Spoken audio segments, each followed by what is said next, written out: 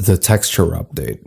The 2018 texture update was Mojang's most visually disorienting April Fool's prank, shaking Minecraft's iconic pixel art style into a deliberately hideous 8-bit mess, turning everything into something reminiscent of what you might see on a 1980s computer screen.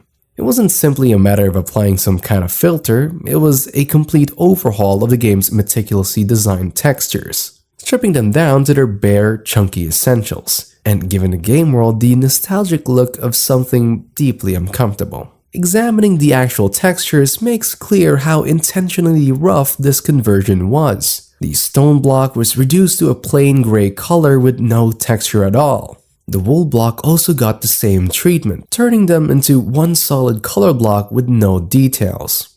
Sand and red sand both became just plain blocks with a few spots to mimic the grains of sand. And even intricate blocks such as the sponge were simplified down to simple pixel patterns, turning it into a disgusting green color covered in spots. The similarity between these primitive textures and Minecraft's default level of 16 by 16 level art was striking and troubling, rendering common blocks nearly unidentifiable. What was so clever about this prank was how well it capitalized on the gaming world's long-standing disputes over art styles, nostalgia, and advances in technology. By pushing Minecraft's already retro style even older, Mojang constructed something visually familiar yet otherworldly at the same time. The joke existed on several levels. It was amusing to behold iconic textures mutilated, yet it encouraged players to notice the actual artistry involved in Minecraft's supposedly simple graphics. The prank was reverted automatically on April 2nd, and for once could not be reactivated by altering system dates, thereby remaining a one-day experience which players would cherish forever. Minecraft 3D. Minecraft 3D was Mojang's boldest April Fool's yet, a complete makeover that translated the modern block-built game into a retro, deliberately campy 90 FPS throwback. It wasn't simply a cosmetic makeover, it was also a nostalgic tribute to classic PC gaming that somehow made Minecraft feel like it should be on a Windows 95 desktop.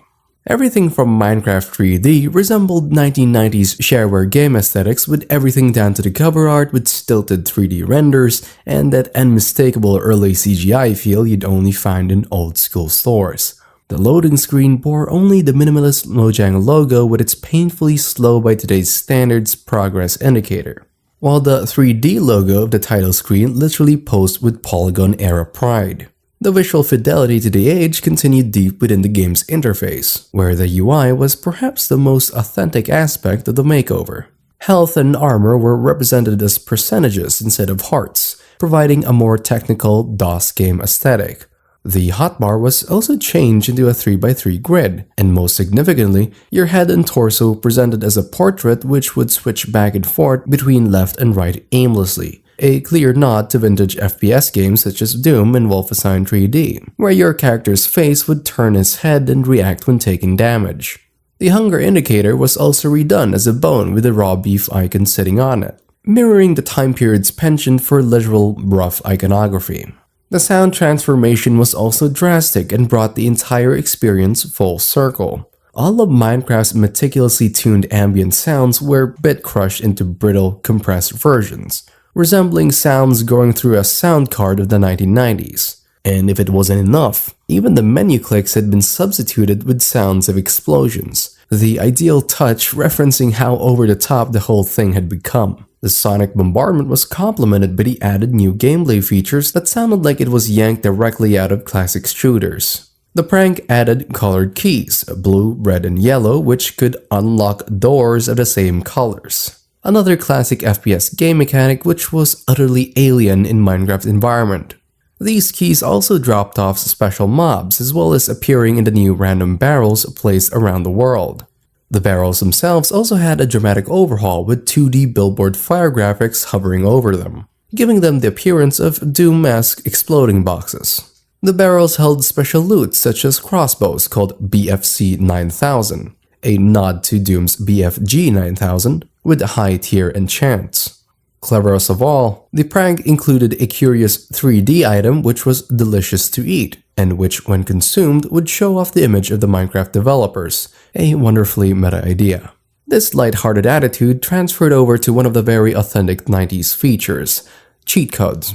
You could enter commands like power overwhelming for invincibility, pigs on the wing for flight, or flasha for boost speeds, all named after classic games such as StarCraft.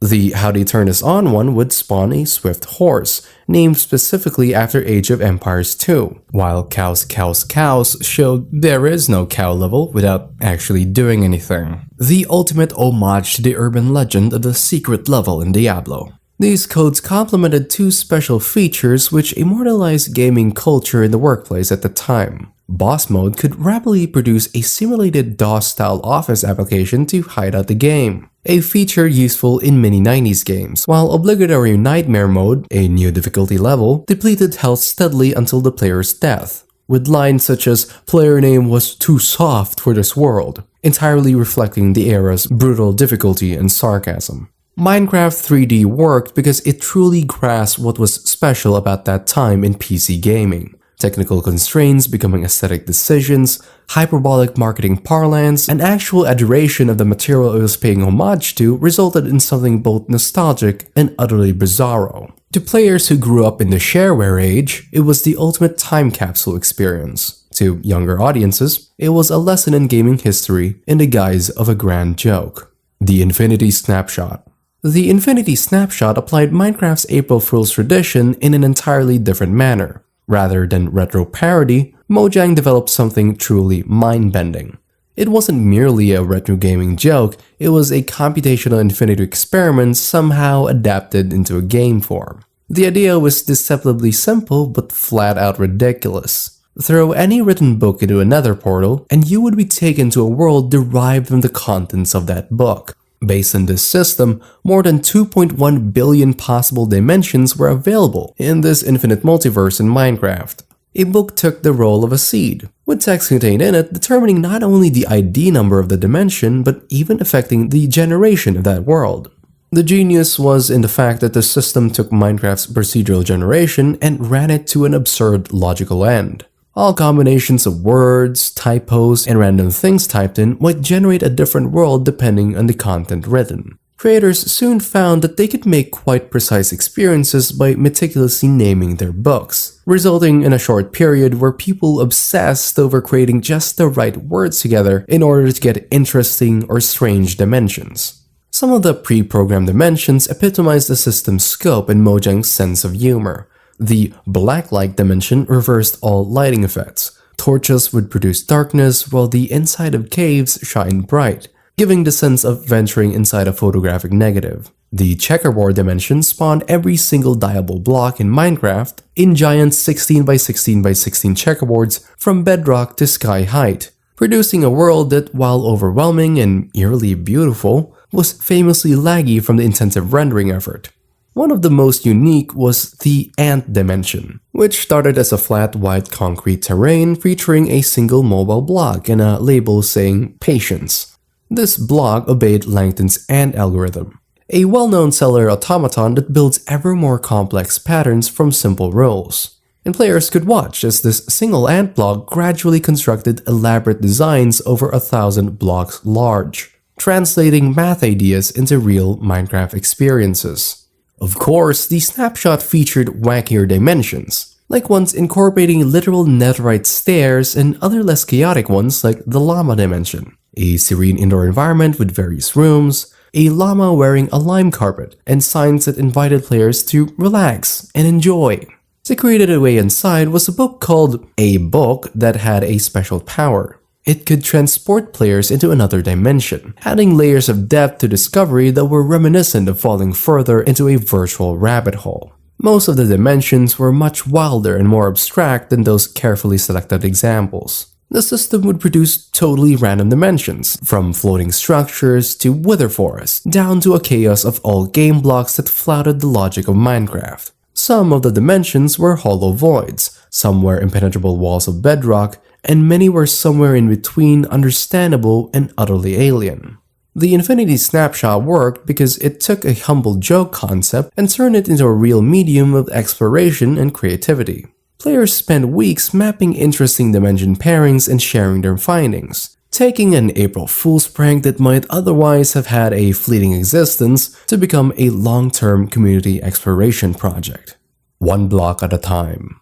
Back to the annoying kind of updates, One block at a time update was Mojang's strangest April Fool's test ever, an utter rejection of conventional inventory gameplay in favor of something that resembled a fever dream mixed with a physics simulator. Rather than having inventory slots filled with items, players could only be holding a single block, item, or mob at a time, turning the entire game into some kind of elaborate juggling act.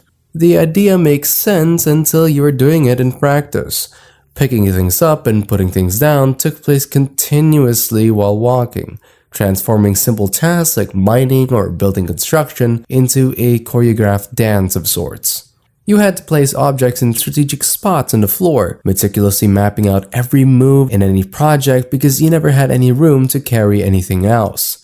The simple rhythm of Minecraft, mine, craft, build, repeat, turned into an unnecessary complex cycle of throwing one block or item to carry another. What made this moment so special wasn't the limitation, but the creative ways in which Mojang employed the mechanic in every possible situation. Various items presented radically different visual and gameplay aspects when held, like the glass block that would be seen as a helmet-like headpiece. Footsteps would be displayed on the ground in actual footprints when one walked, creating an accidental trail-making system that contributed a dreamlike aspect to discovery. The real magic, however, began to happen when players realized that they could carry living mobs, with their own special abilities and attributes. Holding a spider allowed wall climbing, transforming vertical traversal into a viable strategy and opening up previously off-limit areas. Holding a magma cube brought fire resistance, making the nether feel less dangerous. These were not merely superficial tweaks, they changed the very nature of gameplay, unlocking emergent gameplay that had a sense of real innovation.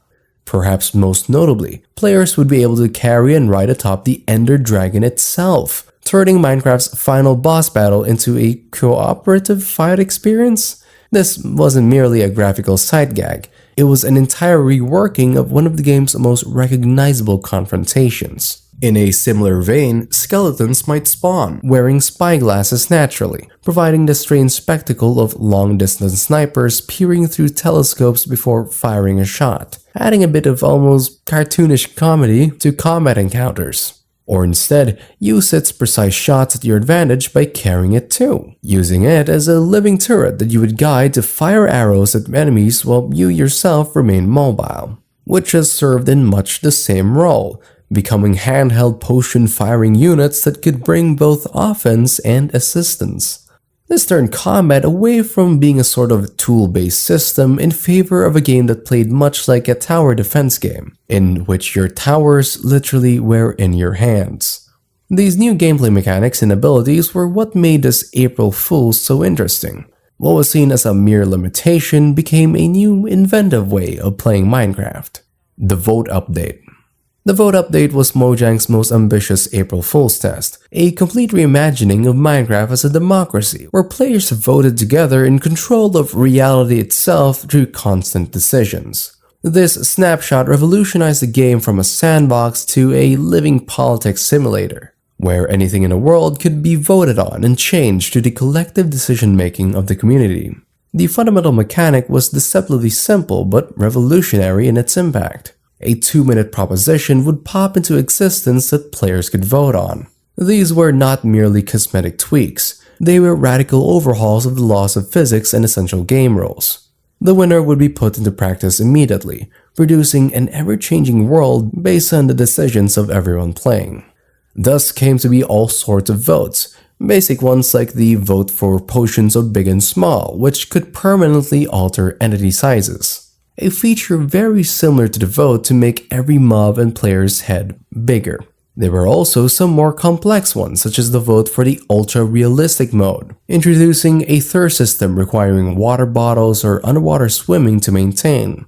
And bizarre ones like the vote for French mode, which added the famous French baguette that could be used as a sword, and even the French flag to display. Or the weirdest of them all, the vote for ray tracing, which just added a random guy in-game that would send messages in chat rather than offering better graphics enhancement. But perhaps the most breathtaking addition to the snapshot was the moon dimension, which could be reached by climbing to y equals 700 in the overworld. This new dimension had lower gravity that caused everything to float in dreamlike weightlessness. And just like the Nether and Ender, it was impossible to use a bed. Furthermore, rather than having the familiar moon in the sky, players were instead able to see Earth in 4 votable forms: the default square, cube, round, and the very rare teapot shape. The moon offered distinctive challenges to surviving. It would make players drown like underwater, but much slower, so you had to consume air bottles and cheese blocks or be in packed air to stay alive. The only other way to survive in this otherworldly environment was to create a lunar base with the aid of a rover which automatically builds it for you. Wilderness life within the dimension was also very small, consisting essentially of moon cows. Basically just regular cows with glass blocks in their heads that traveled backwards like moonwalking. Upon death, they dropped glass bottles, bones, and cheese, so you could get a good supply of lunar nutrition from them. This new dimension, along with a very weird yet creative voting system, turned everyone into legislators, resulting in a snapshot that was at once chaotic and captivating, turning servers into miniaturized societies where players had to endure the shared aftermath of their democratic rule. It had been democracy in its purest and most preposterous form, a world in which the laws of physics themselves were liable to be altered according to the whims of the people. The Poisonous Potato Update. Content warning: the word potato is everywhere in this section.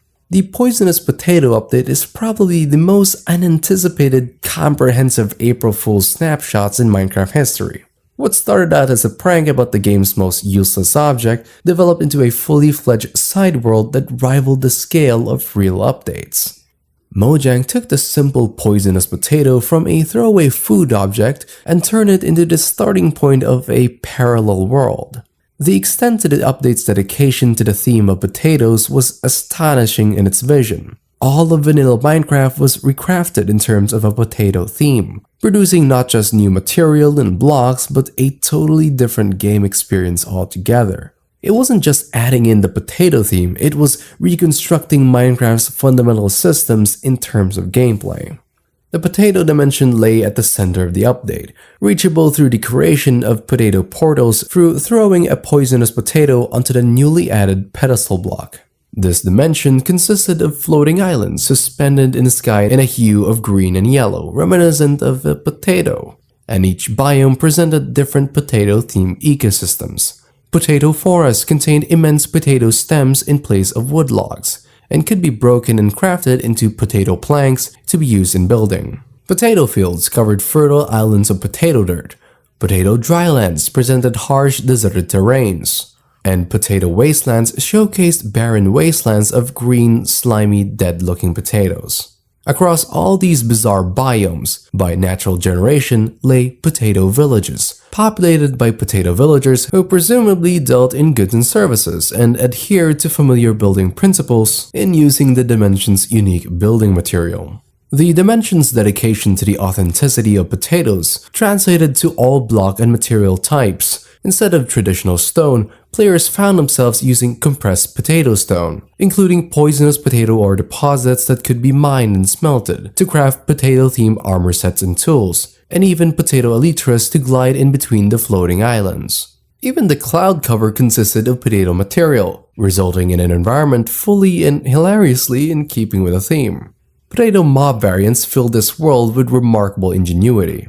Flying potato monsters called Bat-tato replaced the conventional bats, and poisonous potato zombies lurched through the terrain as infected abominations of the dead. All the overworld mobs had a potato makeover, giving rise to an alternate environment that preserved recognizable behaviors but undertook the ridiculous concept. The update also brought in the lashing potato, a revolutionary mobility device that operated like a grappling hook. enabling players to travel through floating islands with unprecedented agency.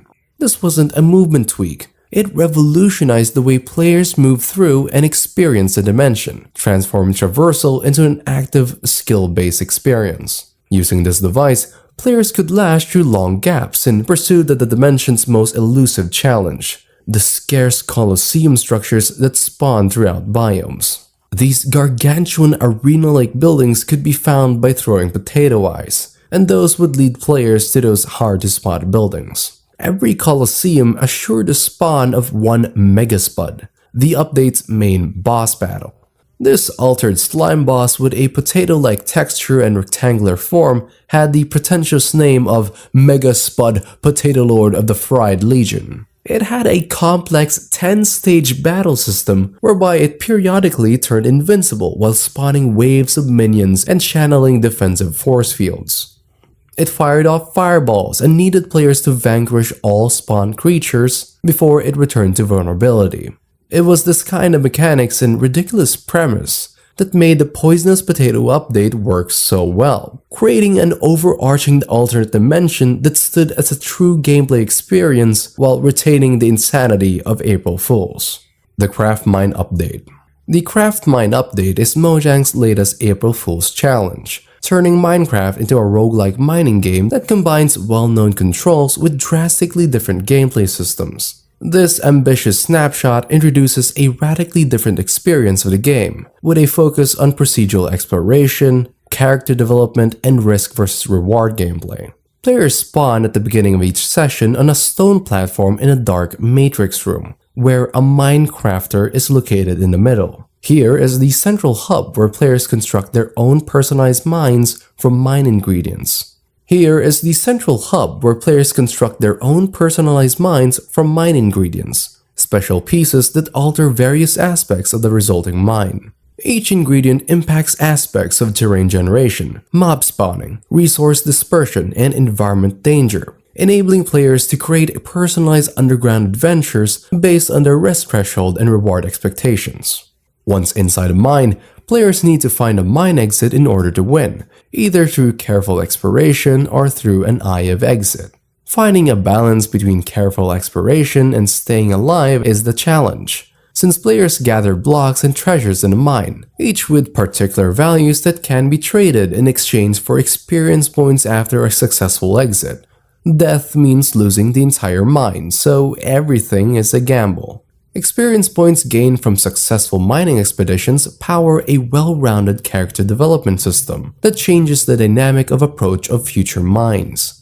Certain unlocks are available to buy that increase player stats such as movement speed, jump height, or swimming speed, or increase inventory size. More complex unlocks give players access to powerful tools, such as the Fire Wand to shoot fireballs, or the Displacement Wand to fire straight-line ender pearls without suffering from any damage. Some unlocks give strategic benefits to future mining expeditions, such as spawning in with the use of Elytra to move quicker, or doubling the value of found ore, providing consequential development where every successful mine makes further expeditions easier or yield a greater return. In addition to regular mining runs, each fifth mine initiates a special event that drastically changes the experience while providing a chance to gain rewards. The Warden special event spawns players in an area with a sleeping warden encircled by an audience of spectator villagers. It's a win or perish scenario where you either must defeat the warden or engage in a complex chain of actions.